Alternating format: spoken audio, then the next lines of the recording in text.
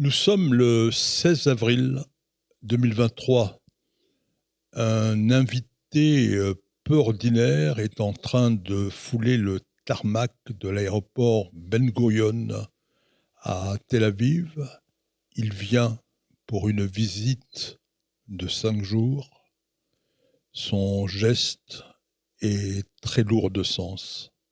Cet homme, il s'appelle Reza Pahlavi. Il est prince héritier.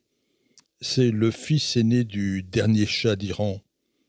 Il vient notamment participer aux commémorations de Yom HaShoah. Reza Pahlavi est né à Téhéran, c'était le 31 octobre 1960.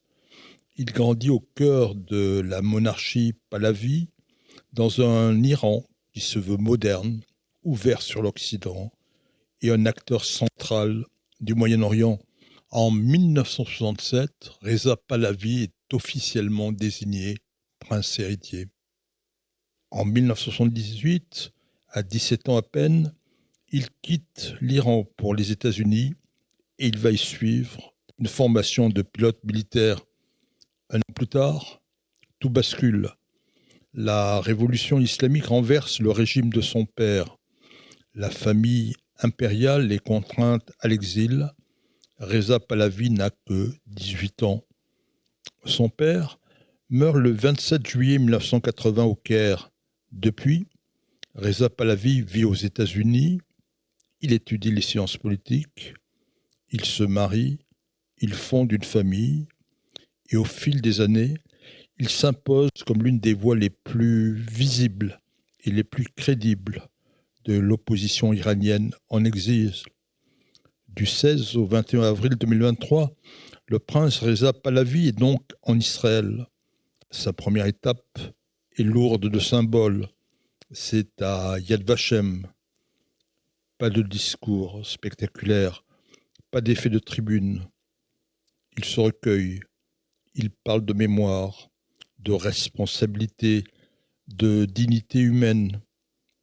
Je suis venu rendre hommage aux victimes de la Shoah et exprimer la solidarité du peuple iranien avec le peuple juif, déclare-t-il. Puis Reza Pahlavi tranche sans détour.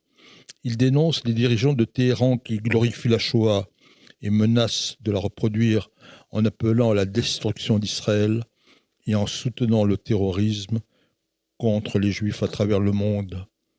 Reza Pahlavi, lui, parle d'un antisémitisme d'État, un antisémitisme qui, insiste-t-il, n'a rien à voir avec l'histoire, avec la culture et les valeurs du peuple iranien.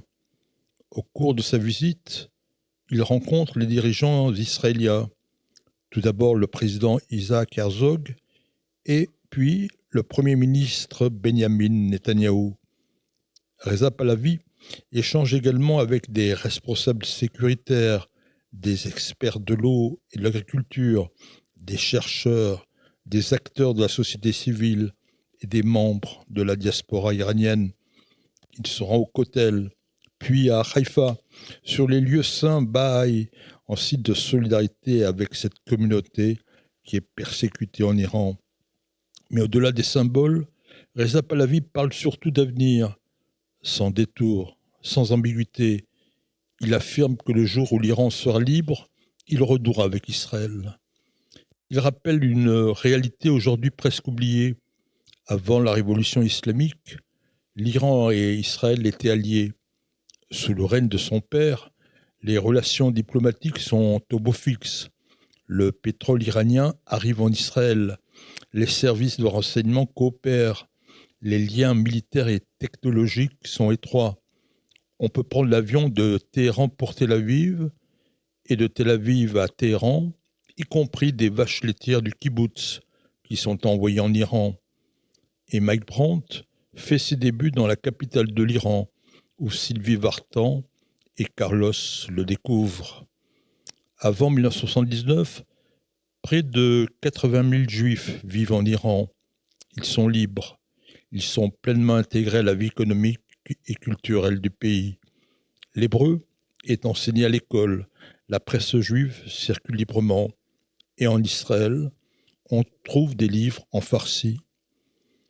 La visite de Reza Pahlavi est tournée vers un horizon de paix et d'amitié.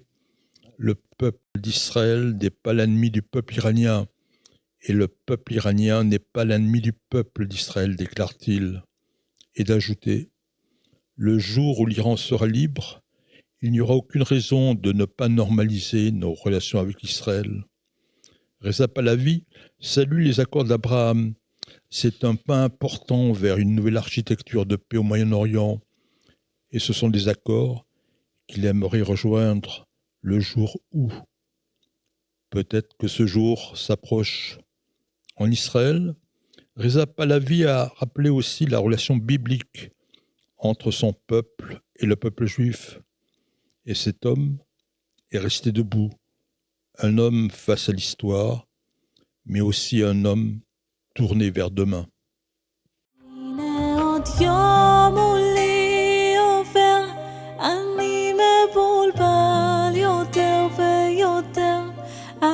שכואב אותך חסר, לא יכול יותר